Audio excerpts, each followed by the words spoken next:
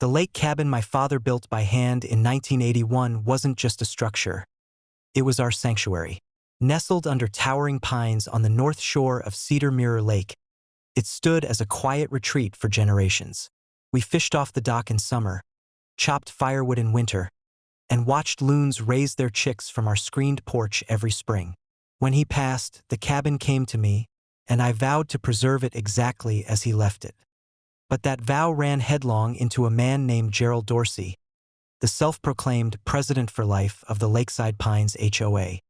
Gerald had a problem with, well, everything.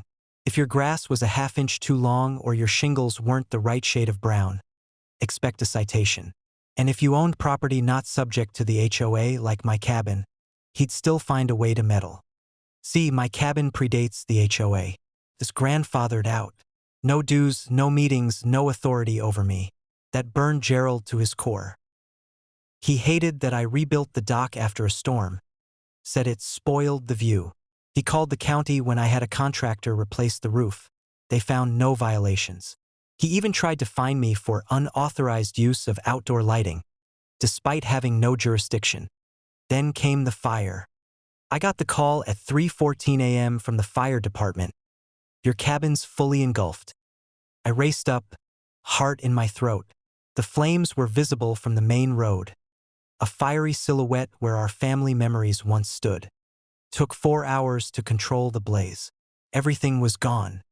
Investigators at first thought it might have been electrical, but the cabin had been rewired 2 years prior.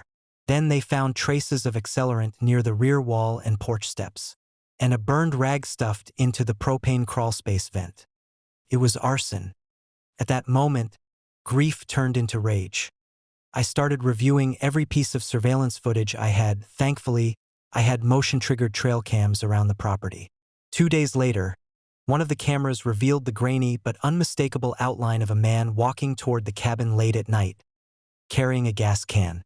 Even through the low light, his profile was clear: Gerald Dorsey. I turned it over to the sheriff. They raided Gerald's house within 48 hours. Found charred gloves, a half-empty jug of gasoline in his garage, and a box of Strike Anywhere matches identical to ones found at the scene. He was arrested for felony arson and property destruction. But here's the kicker. Gerald didn't realize the land the cabin sat on wasn't just valuable. It was priceless.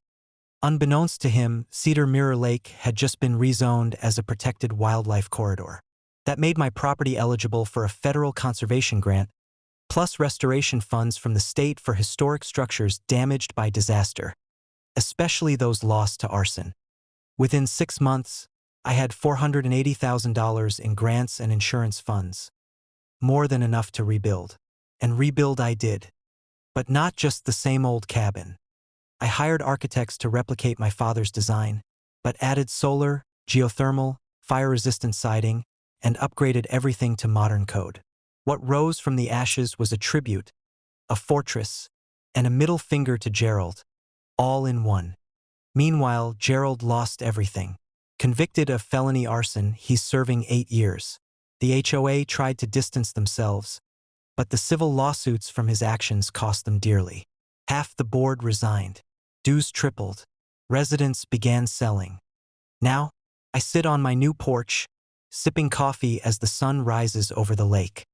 And just under the rebuilt dock, I had a small brass plaque installed. It reads, "From ashes we rise, in memory of Dad. And screw you, Gerald."